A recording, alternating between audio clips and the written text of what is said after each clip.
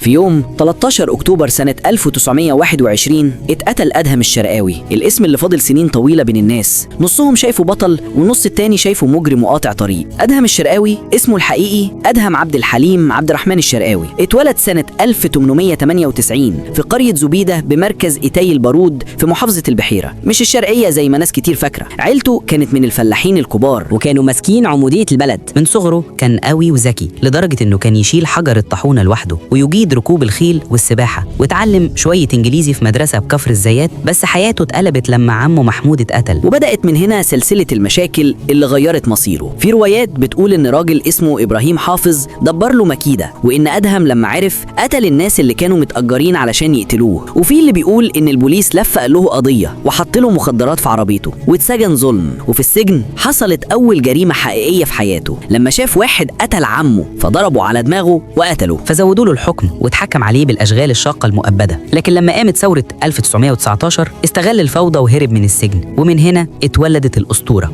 الناس حكت عنه انه وقف في وش الانجليز وقال للسجناء جملته الشهيره: انتوا محبوسين زي الفراخ واخوانكم بره بيحاربوا بالرشاشات. ومن بعدها بقى رمز للمقاومه ضد الانجليز والاقطاع. بس في نفس الوقت في ناس شافت ان ادهم بدا يستخدم قوته في التهديد والقتل والسطو، قالوا انه كون عصابه وابتدى يقتل لحساب ناس مقابل فلوس، وانه ابتز العمد والاغنياء علشان ياخد منهم مبالغ كبيره، وده خلى الحكومه تعتبره خطر لازم يتخلصوا منه. وفي النهايه واحد من قرايبه اسمه محمود ابو العيله سلمه للبوليس، اللي عمل له كمين في غيط ذره وهو بيتغدى. ادهم لما حس بالحركه في غيط الذره اللي جنبه ضرب نار، لكن الجويش محمد خليل رد عليه وقتله برصاصتين، والبوليس لقي جنبه 100 طلقه وسكين، ومات ادهم وهو عنده 23 سنه بس القصه ما خلصتش بموته. الناس بدات تحكي عنه بطريقتهم وقالوا ان البوليس خد صاحبه بدران وخلوه يخونه. ومن هنا طلع الموال المشهور اللي غناه محمد رشدي: يا خوفي يا بدران لا يكون ده اخر عشا. لكن بدران الحقيقي كان عايش وراح لمحمد رشدي وطلب منه يشيل اسمه، فرشدي فعلا غيرها وقال: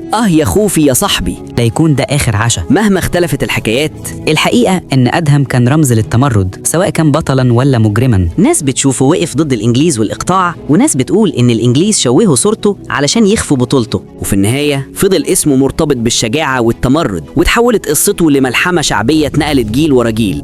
لو عجبتك القصه ما تنساش تدعمنا باللايك والشير، لان ده اكبر دعم لينا، واستنونا في القصه اللي جايه. سلام.